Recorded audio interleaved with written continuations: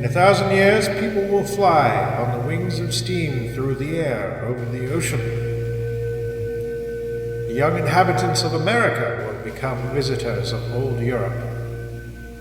They will come over to see the monuments and the great cities which will then be in ruins, just as we in our time make pilgrimages to the tottering splendors of southern Asia. In 1,000 years they will come. The Thames, the Danube, and the Rhine still roll their course.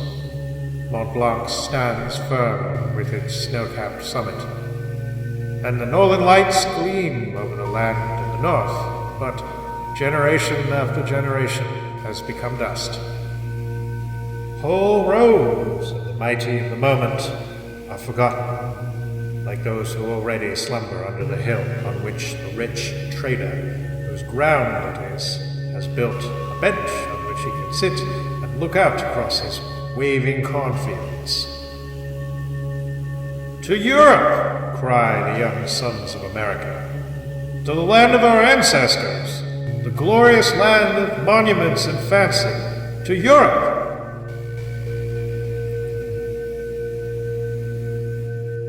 The ship of the air comes. It is crowded with passengers, for the transit is quicker than by sea. The electromagnetic wire under the ocean has already telegraphed the number of the aerial caravan. Europe is in sight. It is the coast of Ireland that they see, but the passengers are asleep. They will not be called till they are exactly over England.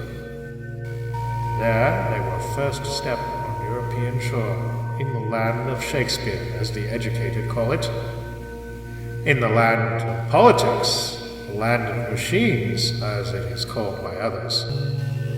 Here they stay a whole day. That is all the time the busy race can devote to the whole of England and Scotland. Then the journey is continued through the tunnel under the English Channel, to France, the land of Charlemagne and Napoleon. Molière is named. The learned men talk of a classic school of remote antiquity. There is rejoicing and shouting for the names of heroes, poets, and men of science, whom our time does not know, but who will be born after our time in Paris, the center of Europe, and elsewhere. The air steamboat flies over the country whence Columbus went forth, where Cortés was born, and where Calderon sang dramas in sounding verse. Beautiful black-eyed women live still in the blooming valleys, and the oldest songs speak of the Cid and the Alhambra.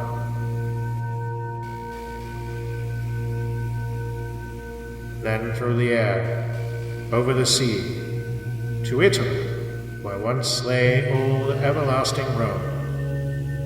It is vanished. The Campagna lies desert. A single ruined wall is shown as the remains of St. Peter's, but there is a doubt if this ruin be genuine. Next to Greece, to sleep a night in the Grand Hotel at the top of Mount Olympus, to say that they have been there.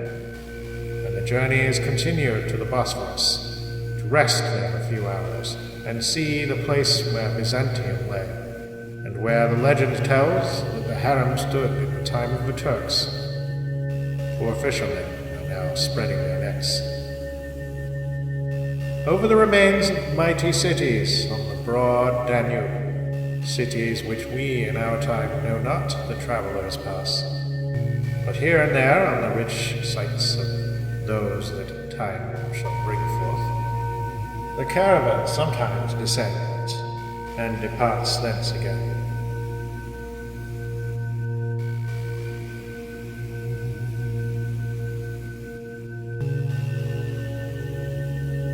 Down below lies Germany, that was once covered with a close net of railway and canals, the region where Luther spoke, where Goethe sang, and Mozart once held the scepter of harmony. Great names shine there, in science and in art, names that are unknown to us. One day devoted to seeing Germany, and one for the north, the country of Ørsted and Linnaeus, and for Norway, the land of the old heroes and the young Normans. Iceland is visited on the journey home. The geysers burn no more. Hekla is an extinct volcano, but the rocky island is still fixed in the midst of the foaming sea, a continual monument of legend and poetry.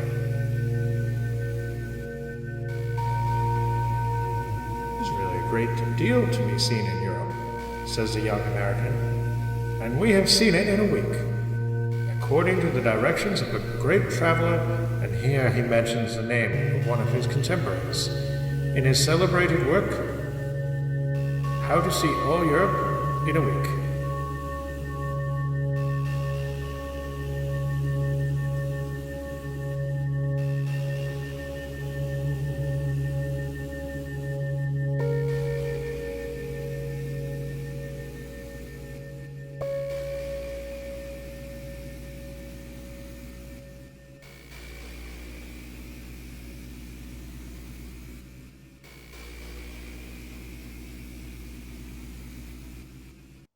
Good evening, and welcome to Chrononauts, a science fiction literature history podcast.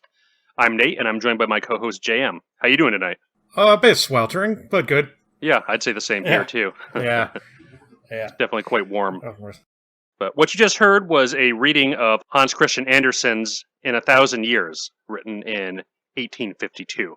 And I think that's going to set the tone nicely for tonight's episode and our next episode, as this is the first part of a two-part series on aviation. Yes, and we hope that the combination of music and reflective passages lulled you into a floating trance, because with that music, certainly has that effect on me. That music was excellent. Yeah, I think it came out rather nicely. Yeah, we've been having a lot of fun doing these readings, and we certainly hope you like listening to them. We're probably going to do some more in the future as well. Yeah, definitely. So, flying. Yes. Today is science reality and commonplace throughout the world. But that wasn't always the case. In tonight's episode and the next episode we're covering a series of stories roughly from 1850 to before World War I. And aviation starts to be a reality and not just a dream around this period. But it has a rather long and interesting history. So we're going to delve a bit into the history before we get into the fiction tonight. So for this segment, we're drawing largely from the book Pioneer Aircraft, Early Aviation Before 1914, which is a collection of chapters written by different people, but Philip Jarrett serves as the editor as well as wrote a few of the chapters. Flying has always been part of the human imagination, and we can see this dating back to antiquity and even prehistory. Probably the most prominent tale from this period is the myth of Daedalus and Icarus, where, in a nutshell, Daedalus and his son Icarus are trapped in a labyrinth, and Daedalus constructs this set of wings that him and his son can escape, but he cautions his son not to fly too close to the sun. And, of course, in true Greek tragic fashion, this advice is ignored. That's exactly what he does. Yes, right. And, of course, it ends with disastrous consequences. But we see these myths retaining their popularity through past Greco-Roman antiquity and into the Middle Ages, where legends about figures from antiquity themselves were quite popular. One being Alexander the Great, flying around, pulled by griffins and things like that are obviously not true, but certain segments of the population believed in these kinds of stories. Magical creatures. Right, exactly. Especially, and perhaps hybrids of humans and those creatures, Right. And you see that kind of fantastic tales come out in a lot of the Arthurian medieval romances of the time of, flying dragons and things like that, of different strange beasts. But as far as taking flight as something seriously that could be done, an early example of perhaps a initial beginning into scientific inquiry was written by Roger Bacon, who was a 13th century Franciscan monk, who said that it's possible to make flying machines such that a man may sit in the middle of the machine, turning some kind of device by means of which artificially constructed wings strike the air in the manner of a flying bird. And as such, that remains the conceptual model of flight throughout the next several centuries, is that it's specifically modeled after the flight patterns of birds and how they are able to flap their wings to achieve flight. Which makes sense, because I mean, it's the thing that humans are able to readily observe in their day-to-day lives. I mean, if birds are able to fly by doing this, then why wouldn't people if they're able to essentially emulate their behavior with flapping some kind of artificial wings? So you see some attempts at this happening in the Middle Ages and the Renaissance. There's various medieval accounts of flight attempts of so-called tower jumpers, of people that would construct a set of wings for themselves and then jump off the top of a tower. And this really reminded me of like a Monty Python sketch. You could just it kind of sounds like those people never stop being six. Right, exactly. I don't know if you ever played this game, but people talk about it when they're like home and they're a kid alone in their, if they happen to live in a multi-floored house and they're just kind of like, they're not being watched. And they're slowly getting like higher and higher up the stairs and jumping and seeing what happens. And yeah, right. Eventually they hurt themselves and it's like, oh no, well, what were you doing? Jumping from the fifth stair and thinking like, and now you have guys jumping off the towers trying to see if they can stay afloat for more than a second. Right. And quite obviously they did not. And this did not end well for a lot of these people. But this carries out well into the 1700s, where there are two well-documented attempts, one by a Jean-Francois Boivin de Bonneteau, who referred to himself as the Marquis de Bacqueville.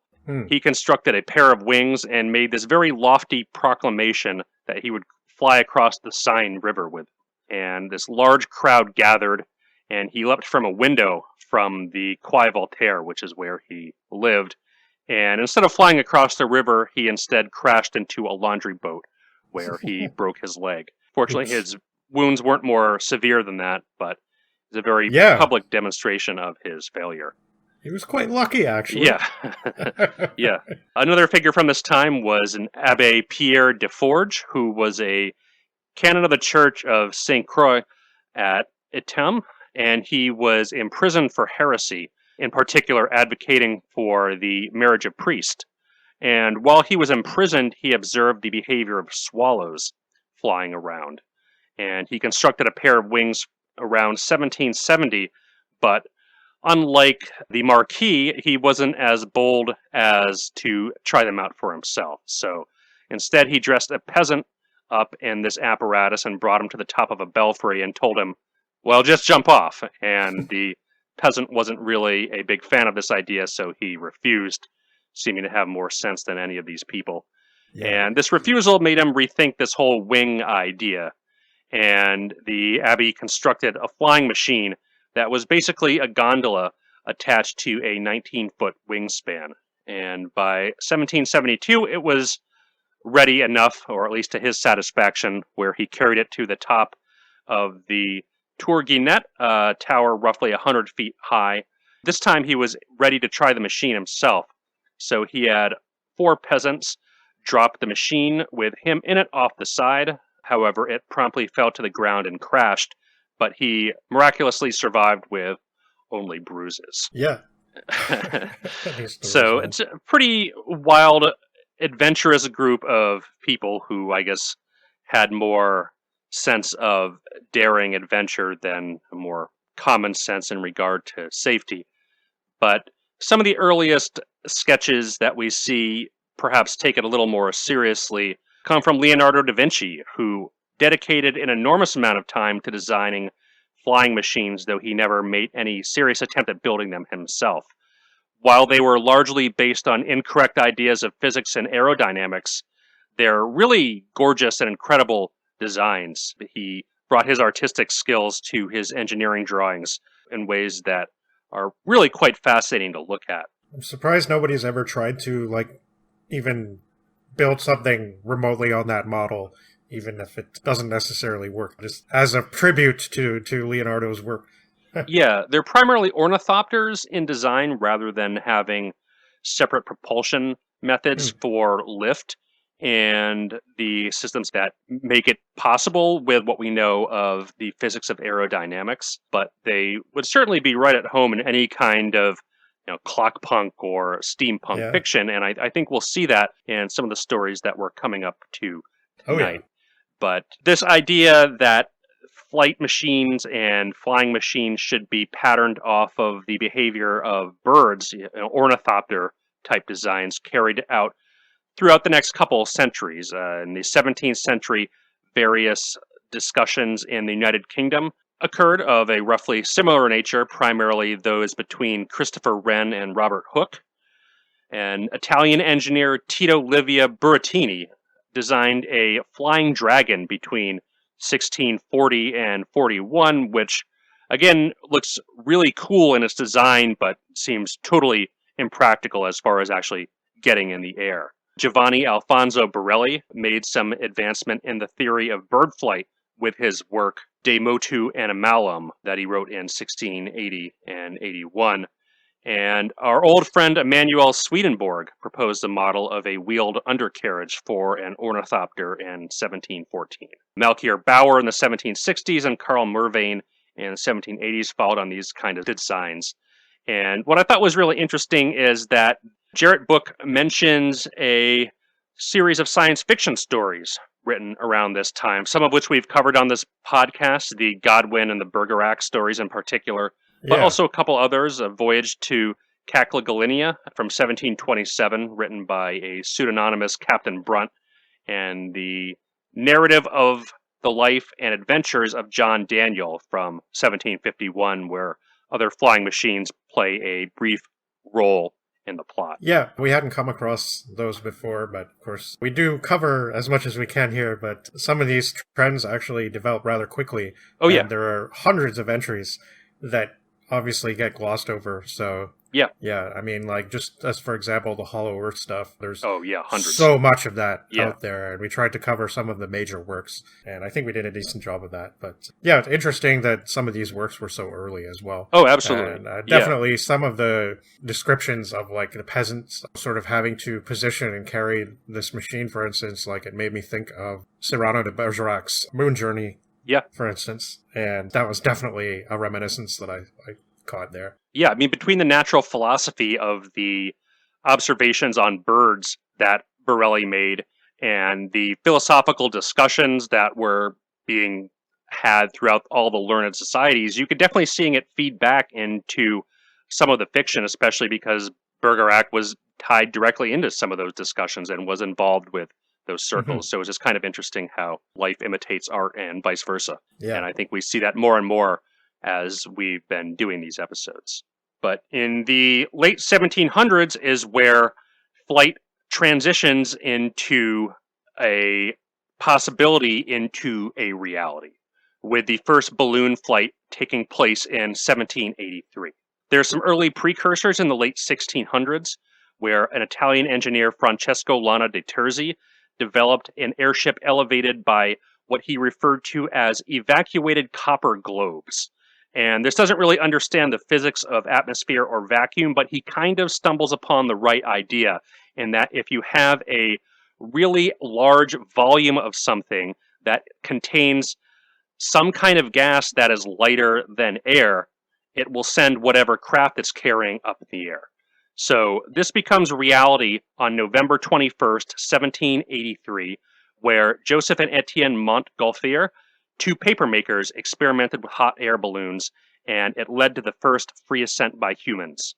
They constructed a balloon that allowed them to get 70 feet in the air, where they flew for 7 miles from Paris to Bout-à-Calais in 25 minutes. And a few weeks later, on December 1st of the same year, J.A.C. Charles ascended in a hydrogen balloon for 35 minutes. And afterwards, ballooning rapidly became a sport and activity for the rich. And some of the stories we've already covered on the podcast, like The Last Man and The Mummy, which were written shortly after this, immediately pick up on the speculative nature and envision a future world where commercial balloon travel is a reality. They even imagined pocket balloons, which I think is the funniest thing. Like, it was The Mummy, and one of the other books that I think we read had like a character pulling a balloon out of their pocket and inflating it and ascending into the sky. So that was pretty awesome. Yeah, really creative and really ahead of its time. And some of the early 19th century speculative technologies that we see are just fascinating in the way that they look at the world based on the knowledge that they have at the time. But throughout the 19th century, balloons were used in warfare, primarily for reconnaissance. And the first known aerial photograph was taken with a balloon over Paris in 1858. Designs in balloons and greater understanding of atmospheric physics and aerodynamics led others to conceive of designs for ships that can be more easily steered, like a boat passing through water. Henry Gifford constructed such an airship with a 3-horsepower steam engine fitted to a streamlined hydrogen balloon, and on September 24, 1852, flew 14 miles and was able to turn right and left and landed safely. These airship attempts in later decades were largely not that successful, as steam power was very heavy and difficult to use. This all changed when electric power came in the 1880s, and advancements in dynamos provided for a much lighter power source. Particularly the German dynamo advancements led to a Dr. Wolfert building a ship called the Deutschland, which was able to fly several times on August of 1896, but their flight on June 14th, 1897 was a failure. The ship caught fire and crashed and killed Wolfert and his assistant, which would be a recurring theme throughout early aeronautics. I was just going to say that, and it'll be a recurring theme in our stories too. Oh, yes, yes. But still, these designs inspired others, in particular Brazilian inventor Alberto Santos Dumont, who built several successful dirigibles from 1898 to 1905, and of course, none other than General Count Ferdinand Zeppelin, whose Luftschiffe Zeppelin No. 4, or LZ No. 4, as it's referred to, flew 12 hours in 1908, carrying 12 people. It's a real stairway to heaven there. Yeah. I knew you were going to do that. Yeah. But lighter than air flight advances quite a bit during this time and through World War I. But what most people conceive of as flight is powered heavier than air flight. So this has its roots in hang gliders. And a lot of the big advancements in hang gliders came between 1799 and 1809 and 1843 and 1853 in two productive spurts conducted by Yorkshire Baronet Sir George Cayley, who conducted several experiments on hang gliding flight in seclusion. As early as 1799, he had recognized that a system of propulsion and system of lift needed to be two separate things. And he experimented with different rudders and power sources, and like some of the early experiments in lighter-than-air airships, he concluded that steam power was just way too heavy to be efficient for any kind of powered flight. Instead of modeling his designs off of birds and the flapping of their wings, he rather modeled his designs off the shapes of aquatic creatures, like trouts and dolphins. And by 1809, he built a full-sized glider which had a 300-square-foot wing area. His initial flights were unpiloted. He just basically launched the glider without him in it. Rather smart thing to do in case it crashes. You know, you don't accidentally kill yourself. But despite this, it laid the foundation of much of the science behind aerodynamics. Despite the fact that Cayley thought that steam power was impractical, another British engineer, William Samuel Henson, followed up on his work and invented what he called the aerial steam carriage in 1842 and 43, and specifically credited Cayley as being the father of aerial navigation. However, it doesn't appear that this thing actually flew, and this project was abandoned in 1848. Cayley again starts work on hang gliding and this heavier-than-air flight in 1848 when he was in his late 70s. And during this period, he designed two multiplanes that could be flown as piloted gliders. A triplane, which was first flown in 1849, and a monoplane in 1852. And these two designs are considered to be the foundation of the science of aerodynamics. And here Jarrett notes that he played a, quote, passive role in the influence in that he didn't actually take to the air and fly these things himself, but his designs were massively, massively influential on what would come in the next decades.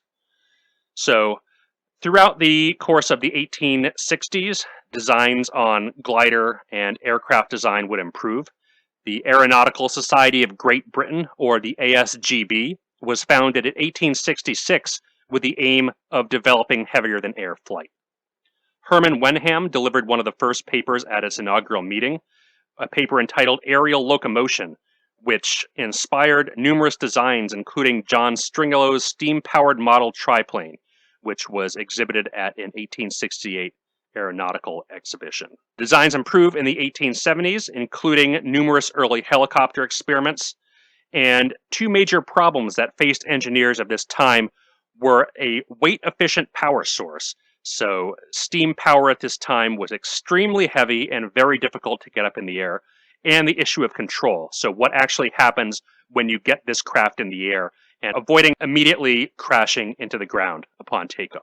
So these problems eventually begin to find solutions in the 1890s. French inventor Clement Ader builds numerous monoplanes, many of which didn't take off, but he made rather fantastic claims that are not accepted by current scholarly consensus. There's definitely a theme of very boisterous personalities. Oh, yes. In the field, which makes some sense. Yeah.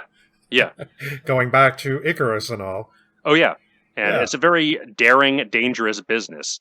And I did a bit of research before this project on World War I, mostly era aviation. And there's a common theme that happens throughout a lot of it. It's that aviators have very short lifespans, and that these craft were incredibly dangerous to get up in the air.